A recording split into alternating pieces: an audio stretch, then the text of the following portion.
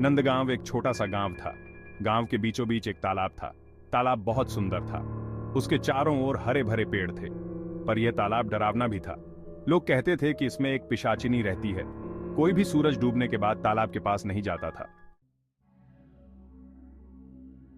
करण नंदगांव का रहने वाला था। वह बहुत ही बहादुर था। उसे डर नहीं लगता था। एक दिन करण ने पिशाचिनी के बारे में सुना। उसने सोचा, क्या सच में पिशाचिनी होती है? करण ने फैसला किया कि वह खुद पिशाचिनी से मिलेगा।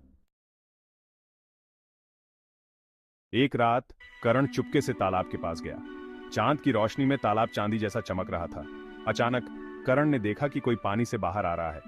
यह पिशाचिनी थी। वह बहुत सुंदर थी। उसके लंबे बाल थे और वह एक लाल साड़ी पहने हुए थी। करण पिशाचिनी की सुंदरता देखकर दंग रह गया।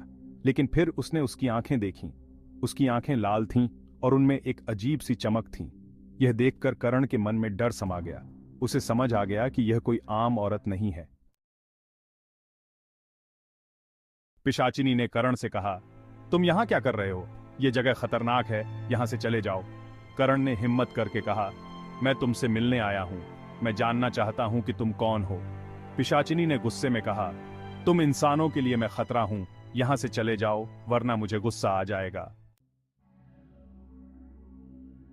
करण नहीं माना। वह पिशाचिनी से और बात करना चाहता था। यह देखकर पिशाचिनी गुस्से से भर गई। उसकी आंखें और भी लाल हो गईं। उसने अपने हाथ उठाए और करण को हवा में उठा लिया। करण चिल्लाया, मुझे छोड़ दो, मुझे छोड़ दो। करण को अपनी गलती का एहसास हुआ। उसे पिशाचिनी की बात मान लेनी चाहिए थी। उसने कहा, मुझे माफ कर दो, मैं दोबारा कभी यहां नहीं आऊंगा। मुझे जाने दो। पिशाचिनी ने करण को देखा। उसने करण के डर को महसूस किया। पिशाचिनी ने करण को धीरे से जमीन पर उतारा।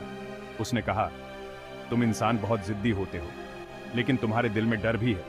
जाओ, यहां से चले जाओ। करण ने कहा, तुम अच्छी हो, तुमने मुझे माफ कर दिया। पिशाचिनी ने कहा, मैं बुरी नहीं हूं, मैं बस अकेली हूं। करण चला गया। पिशाचिनी फिर से तालाब में समा गई। उसके बाद से पिशाचिनी ने किसी को परेशान नहीं किया। गांव में फिर से शांति और खुशियां छा गईं। लोगों ने फिर से तालाब से पानी भरना शुरू कर दिया। लेकिन रात के अंधेरे में कोई भी तालाब के पास जाने की हिम्मत नहीं करता था।